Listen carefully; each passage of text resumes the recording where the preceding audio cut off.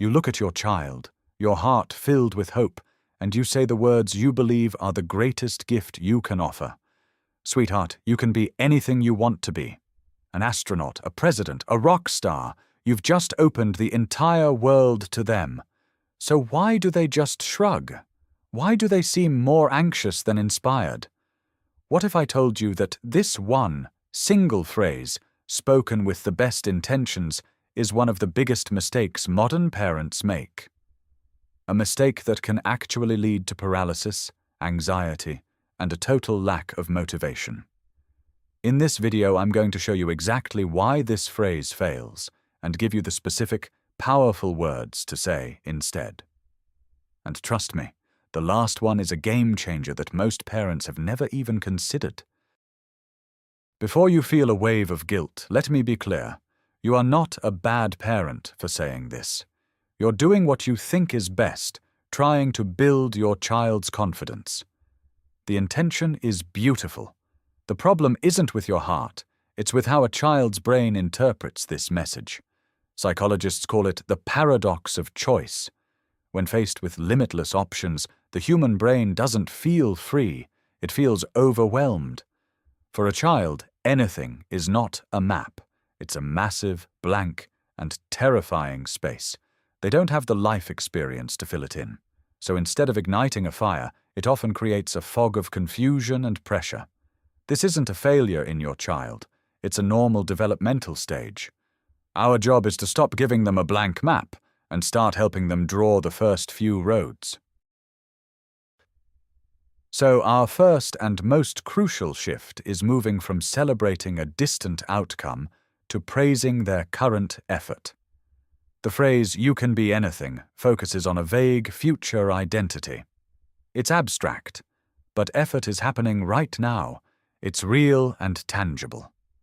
When a child masters a new skill on a video game or finishes a difficult drawing, they didn't become a pro gamer or an artist overnight. They put in the work. By highlighting the process, you teach them that success isn't magic. It's built from small, consistent actions. This builds resilience and a growth mindset. Instead of saying, "You're so smart, you could be an engineer," try this. Wait for a moment when they are concentrating on building something. Then say, "Wow, I am so impressed with how you kept trying different ways to make that tower stay up."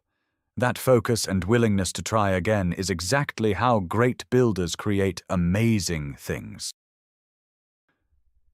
You're connecting their present action to a future identity, making it feel achievable. Next, we need to become dream translators. Children live in the world of now. Their passions are immediate and concrete. A 7-year-old who loves mixing potions in the backyard isn't thinking about a career in pharmacology. They just think it's fun. Our job is to build a bridge from what they love today to what they could do tomorrow. Instead of a generic platitude, ground their future in their current joy. This makes the future feel like a natural extension of their fun, not a scary, separate thing they have to figure out. It validates their interests and shows them that their play has value. Let's say your child is obsessed with dinosaurs. Instead of just saying, "Maybe you'll be a paleontologist," you can engage them more deeply. Try this dialogue. "You know so much about the T-Rex. What is it about dinosaurs that you love the most? Is it the digging, the mystery?" People who love digging and solving mysteries like this are called paleontologists. They get to do what you love for their job. The third strategy is to act as a strength mirror. Many children, and even adults, are blind to their own greatest talents. They often see their natural gifts as just something they do. You have a unique perspective. You see them when they are patient with a younger sibling, when they organize their toys into perfect categories, or when they tell a story that captivates everyone. These are not just cute behaviors. They are budding skills. Your role is to name them, to give them a label, so your child can see them as real tools they possess. This builds a deep, authentic self-esteem that isn't based on empty praise. For example, if your child is the one who always suggests the game on the playground, you can say this: I noticed that when your friends couldn't decide what to play, you came up with a great idea that everyone loved. That skill is called leadership. It's a really powerful and kind way to bring people together. Our fourth point is about breaking down the dream. A huge title like doctor or software developer is intimidating. It's like telling a child to build a skyscraper when they've only just learned to stack blocks. The sheer scale of it can shut them down. Instead, help them focus on the very first, tiniest step. This demystifies the process and makes any big goal feel manageable.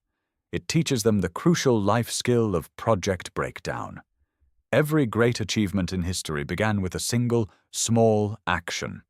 By showing them that path, you empower them to start walking instead of just staring at the destination.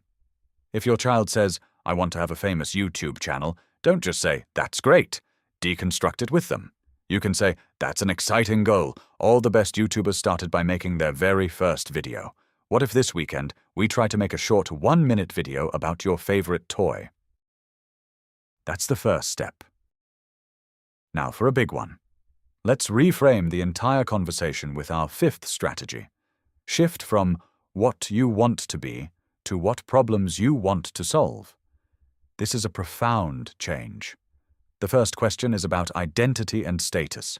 The second one is about purpose and contribution.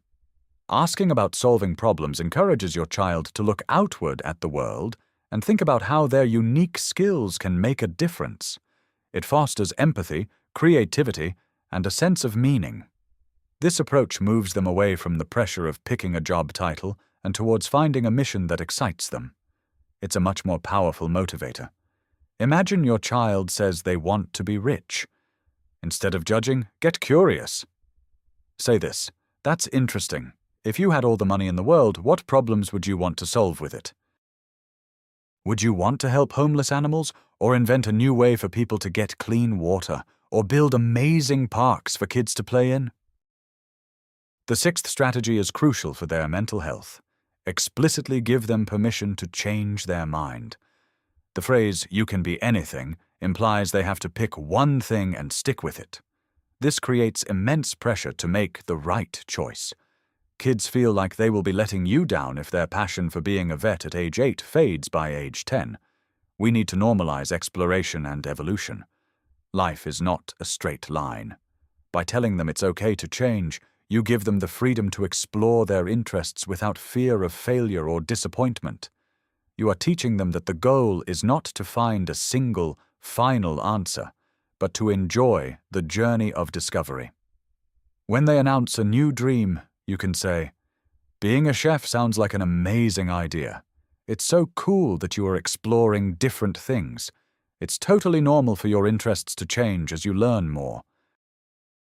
The most important thing is that you keep learning about what excites you." Our seventh point is about focusing on character over career. Job titles will change. The economy will change. The skills needed in the workforce will change. But core values, those are timeless. They are the foundation upon which any successful life is built, regardless of profession. By emphasizing qualities like kindness, integrity, resilience, and curiosity, you are giving your child a toolkit that will serve them everywhere, from the boardroom to their personal relationships.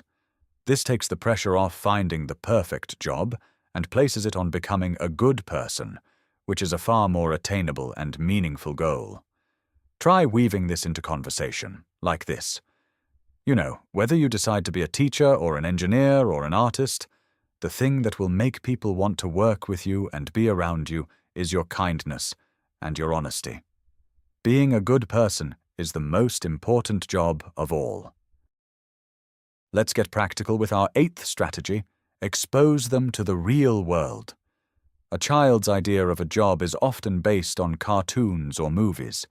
A scientist mixes colorful liquids that explode. A detective just has adventures.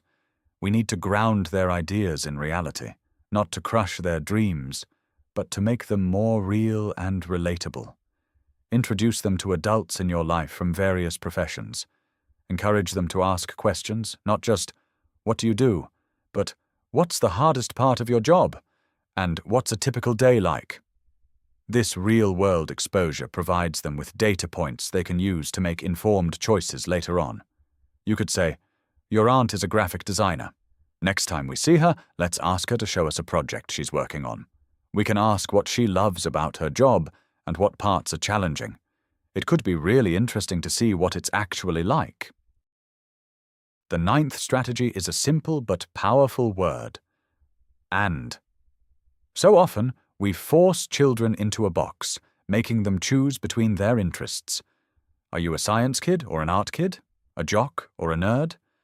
The modern world is all about intersectional skills. People who can combine seemingly unrelated fields are the ones who truly innovate. Encourage your child to be a both/and person. This opens up a world of unique possibilities they may not have known existed and validates all parts of their identity. It shows them they don't have to sacrifice one passion for another. So, if your child loves both video games and writing, you could say, "That's so cool that you love creating stories and you love playing video games. Did you know there are people whose job it is to write the entire story and all the characters for new video games? Combining your passions can lead to the most amazing jobs." Finally, the 10th and perhaps most profound shift. Instead of asking what they want to be, ask what they want to do. It's a subtle change in language, but it has a massive impact. Being is about a static identity, a label. Doing is about action, engagement, and process. It's about the verbs, not the nouns. What activities make them feel alive? What actions make them lose track of time? This question helps them connect with their intrinsic motivation. It's not about the destination. It's about finding a journey they will love waking up for every day. This is the ultimate key to a fulfilling life. Next time the topic comes up, try this question instead. Let's forget about job titles for a second. What kinds of things do you love doing? Do you love solving puzzles, creating things with your hands, helping people feel better? Let's talk more about that.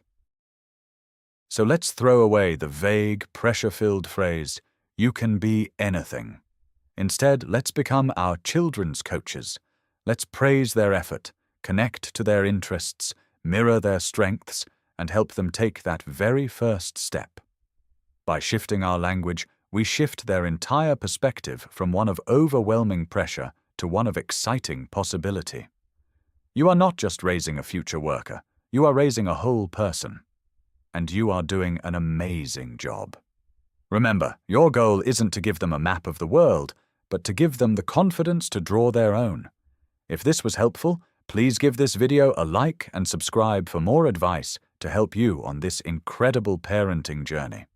Now, I'd love to hear from you. What is the most unique or surprising thing your child has said they want to be when they grow up? Share it in the comments below.